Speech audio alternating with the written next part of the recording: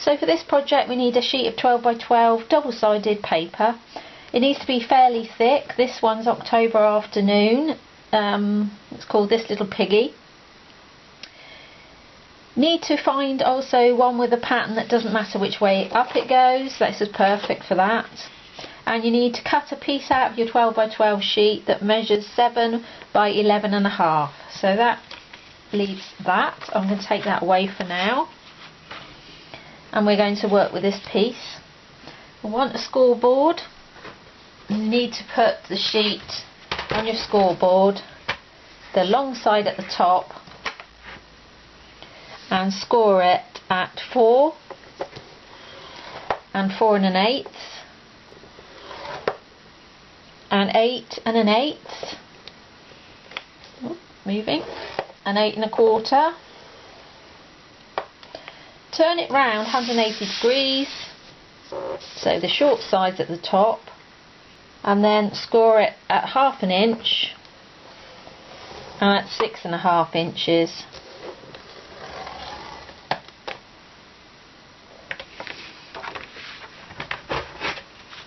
Then you'll end up with two sections which are 6 by 4, and then you've got a shorter section on that side. So what we're going to do then is to take the two outside 1/2 inch borders off. So pop your ruler in there, and we'll take those two off. So the score line you made for the 1/2 inch. Also take off where you scored the 1/8 inch. So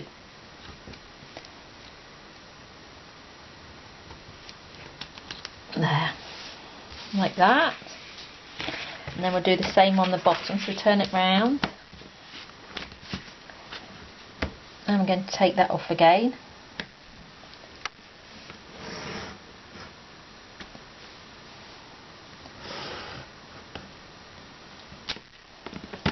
Right.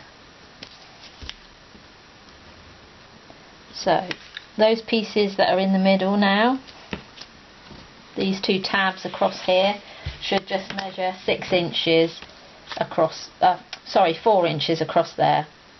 Then all you need to do is just take the slightest, tiniest piece off those tabs, only a real slight piece, so that they don't catch. So you'll end up with that. The next thing to do is cut two pieces out of the remaining paper you've got, 4 by 5.5, and then round the corners of the short side on just one end of those, and then you can, while you've got the corner round out, just round the shortest section on the corners. Then what you want to do is bend those tabs inwards. We'll put some score tape on them, and those are going to make some more flaps.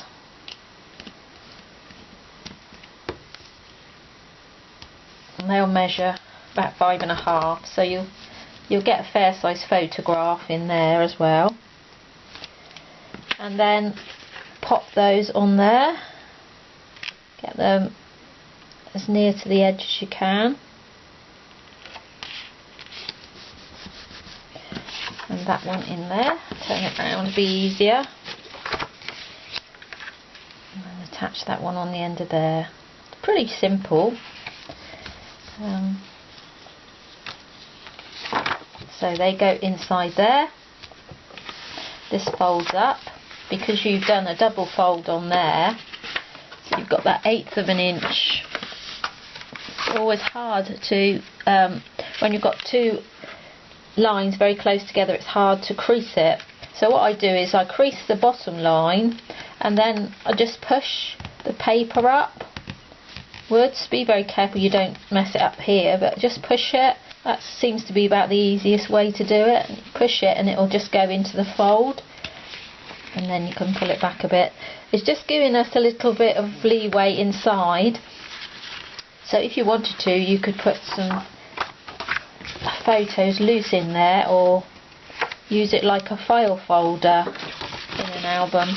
So again, do that bottom crease and then just push the paper up and it will sort of push into that crease like that. That's it.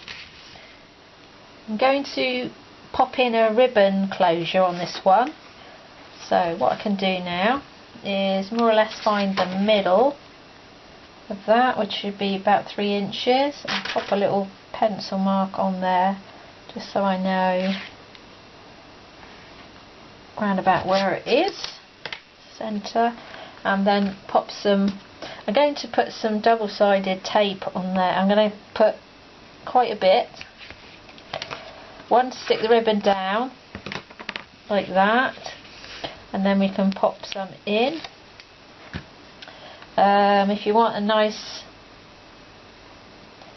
drop on it, I do about 12 inches. Oh.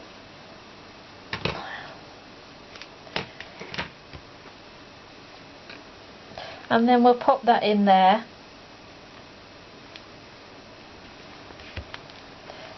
Like that. And then I'm going to put some double-sided tape on top of it. And I'm not going to take the backing off, because that will strengthen it up and that will give a resistance to the actual ribbon being pulled up rather than tearing the paper that's on top. So I'm going to use these absolutely beautiful images. Oh, she's got some fantastic images. This is a lady called Janet and she's on Etsy.com. If you search for her, it's bydigitalpaper, and by is spelled B-Y and not B-U-Y. I'll put the link down below for you to have a look. She's got some absolutely gorgeous things, really. My vintage, of course, that I love. So I'm going to use those. So as I said, I'm going to leave that backing on there so that that's got some resistance and it's not going to tear the paper. I might put that one on the front. I'm going to put it at an angle like that. So what I'm going to do is just turn it over and then just mark it with a pencil so I can cut those pieces off that I want there. So I'll do that. As you can see, I've put some score tape on the back of the image, and I've used this gorgeous cotton lace from Ribbon Girl, and what I'll do, I've just taken the backing off those 2 pieces that I wanted it on, and I'll just turn the corner over and onto the remaining sticky. That's right, and then of course we'll have to put some more on there, and I might even put a wider bit on there just to hold that in.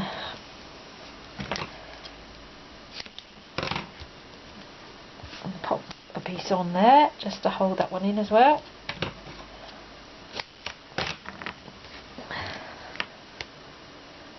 And get some bone folder, just burnish that tape down and make sure it sticks.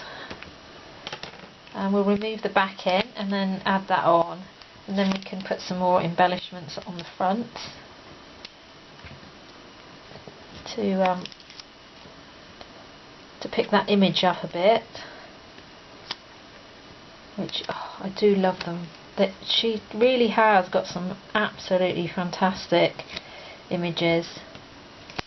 They're not just images, she's actually made them, the collages, and fantastic. I think they're one of my favourites. Okay, so that's the image on there, and then we've got our ribbon on there. I'm going to do exactly the same on the back with the other image, so I'll go on and do that. So I've done a little bit more decorating just to finish it off now. All I did was cut a border from this X-cut border punch from some vellum. The vellum had script on it, so it's quite nice, and just cut that out, put that on the sides where I didn't put the lace. Those are Prima petals, so I put those on, and some Cornflowers from Wild Orchid Crafts. That stamp is from Prima. It's a little type, one of those small sets, the clear stamps. A little flourish die cut, and I've just put some flatback pearls on there as well. You know, I don't want to go over the top. If it's an insert, it's not going to go into anything if I put too much on it. So we can open it up now with a ribbon closure, and all I've done inside is used a strip that I had, a piece of this strip that I had left over from that 12 by 12 sheet. Popped that in, made that, just adhered it 3 sides so it's a little slip-in pocket, and you'll be able to put some little tags or something in there. Little sentiment on there, and the bow, and then I just put a couple of mats on there. The stamp set I used for the sentiment and this border was a Stampin' Up set. So that's the 2 stamps, that's the border stamp, that's the set that it came in, and that's the sentiment. And that's all there is to it, because you can use it, as I said, you can use it for an insert, you can just put it in as it is into a pocket, or you could stick the back down onto a page, so that would become a page and it would just open out from the page. Of course, you don't even have to do that. You could use it as a card. I mean, it will stand up like a card. You could send it to someone and use it like that, and just fill it with photographs and journaling and a little letter. So yeah, nice. I'd like to get a little letter like that. That'd be nice. Never get any letters these days, do you? Only bills. So, hope you like that. Be back and see you soon for another tutorial. Bye.